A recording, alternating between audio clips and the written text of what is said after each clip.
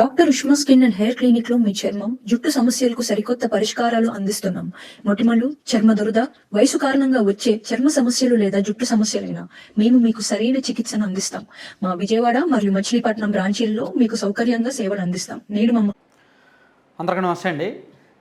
2024 ఎన్నికల్లో వైఎస్ఆర్ కాంగ్రెస్ పార్టీ ఓడిపోయి 4 నెలలు అవుతుంది. కూటమి ప్రభుత్వం అధికారంలోకి వచ్చి 4 నెలలు అవుతుంది. సో ఈ 4 నెలల్లో కూటమి ప్రభుత్వ పరిపాలన ఎలా ఉంది అంటే పూర్తిగా పాజిటివ్ లేదు, పూర్తిగా నెగిటివ్ కూడా లేదు, మిశ్రమంగా ఉంది. కొన్ని పర్వాలేదు, బాగానే ఇంప్లిమెంట్ చేస్తున్నారు. కొన్ని హామీలు ఎప్పుడు అమలు చేస్తారు, ఏ పథకం ఎప్పుడు ఇస్తారు అనేది ఇంకా చెప్పడం లేదు. అలాగే ఉద్యోగ నియామకాల్లో కూడా ఏపీపీఎస్సీ అలాగే కానిస్టేబుల్ నియామకాలు లాంటి వాటిల్లో ఇంకా క్లారిటీ లేదు. సో అట్లా అలాగే అన్నా క్యాంటీన్లు స్టార్ట్ చేయడం, అలాగే ప్రజలకు కాస్త స్వేచ్ఛ ఇవ్వడం. సో కొన్ని విషయాల్లో బాగానే ఉంది. పెన్షన్లు కూడా పెంచారు. అంటే ప్రభుత్వ పనితీరు ఈ 4 నెలల్లో మిశ్రమంగా ఉంది.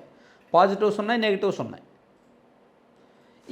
ఇవి పక్కన పెడితే ఇవి ప్రభుత్వానికి పెద్దగా నష్టం చేసేలా లేవు. ప్రభుత్వ పనితీరు మనం డిసైడ్ అవ్వాలంటే ఇంకొక 4 నెలలు అవ్వాలి. ఇంకో 4 నెలలు అయిన తర్వాత ప్రభుత్వం ప్రజల్లో మంచి పేరా చెడ్డ పేరా ఫెయిల్ అయిందా ఏంటనేది ఉంటుంది. అయితే క్యాడర్లో మాత్రం చెడ్డ పేరు ఉంది. టీడీపీ క్యాడర్ మాత్రం కొంతవరకు వాళ్ళకు పనులు అవ్వట్లేదనో, లేదంటే అపాయింట్మెంట్లు దక్కలేదనో, పోస్టులు దక్కలేదనో కొంత అసంతృప్తి ఉంది. వాళ్ళే చెప్తున్నారు. సరే, ఈ టీడీపీ ఈ ప్రభుత్వం ఈ సంగతి పక్కన పెడితే మరి 4 నెలల్లో వైఎస్ఆర్ కాంగ్రెస్ పార్టీ ఏమైనా ఇంప్రూవ్ అయిందా, ఓటమి నుంచి పూర్తిగా తేరుకుందా, మళ్ళీ ప్రజల్లో బలం సంతరించుకుందా లేదా అంటే ఓటమి నుంచి తేరుకున్నారు. వాళ్ళు ఓడిపోయిన తర్వాత మొదట్లో జగన్మోహన్ రెడ్డి గారు కొంచెం షాక్లో ఉన్నారు. ఆయన అసెంబ్లీలో ఎమ్మెల్యేగా ప్రమాణ స్వీకారం అప్పుడు కూడా ఆయన మాటే ఆయన చెప్పుకోలేకపోయారు.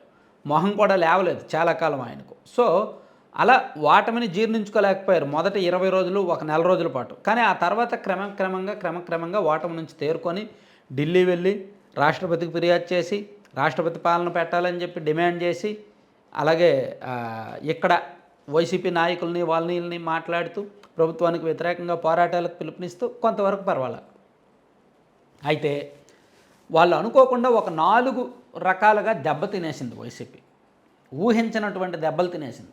ఆ దెబ్బల నుంచి కోలుకోవడం దాదాపుగా కష్టంగా కనిపిస్తోంది. అందులో ఒకటో దెబ్బ ఏంటంటే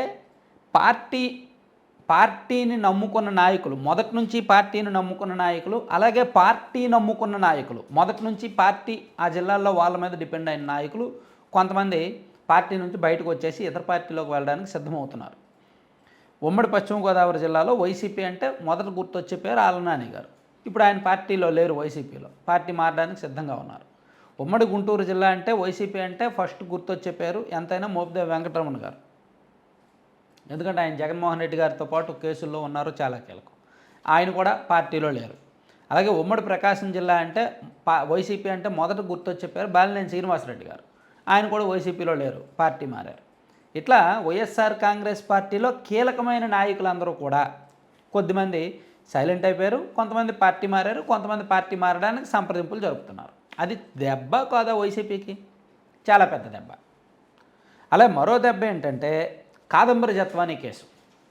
ముంబైకి చెందిన ఒక హీరోయిన్ని అక్రమంగా అరెస్ట్ చేసి అక్రమ కేసు పెట్టి ఎవరో పారిశ్రామికవేత్తకు లబ్ధి చేకూర్చడానికి, ఎవరో పారిశ్రామికవేత్తకు సంబంధించిన ప్రైవేటు వ్యవహారంలో ఆమెను ఇబ్బంది పెట్టి ఆమె మీద అక్రమంగా కేసు నమోదు చేసి అక్రమంగా నిర్బంధించి చాలా దారుణంగా ప్రవర్తించారు.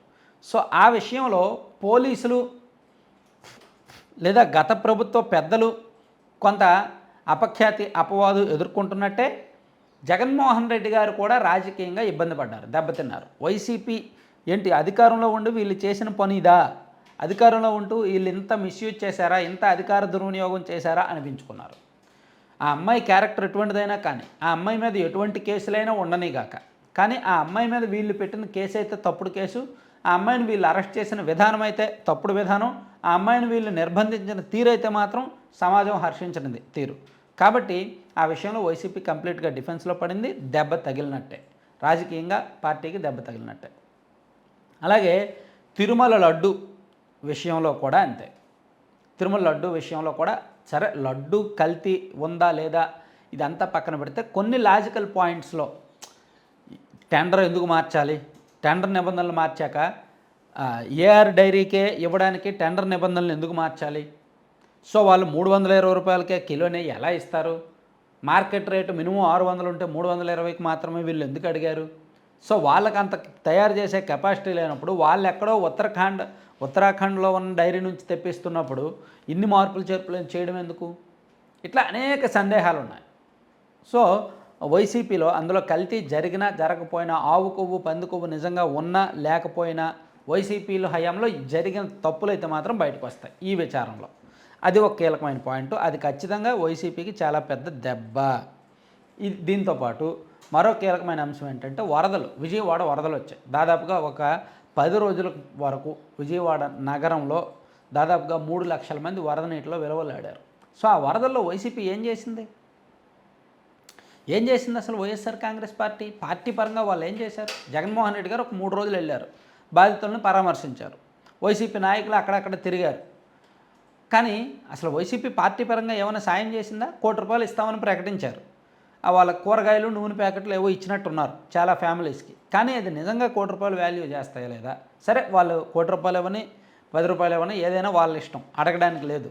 కానీ అక్కడ సహాయక చర్యల్లో అయినా పాల్గొనాల. ఒక పార్టీగా ఉన్నప్పుడు కార్యకర్తలందరినీ ఒక పిలుపునివ్వచ్చుగా, మీరు సహాయక చర్యల్లో పాల్గొనండి అని.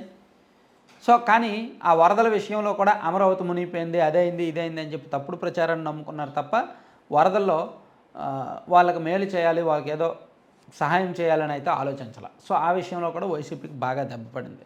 సో ఇట్లా వీళ్ళు 4 నెలల్లో ఓడిపోయిన 4 నెలల్లో 4 రకాల అంశాల్లో 4 రకాల భిన్నమైన అంశాల్లో వైసీపీ దారుణంగా దెబ్బతిన్నదన్నమాట.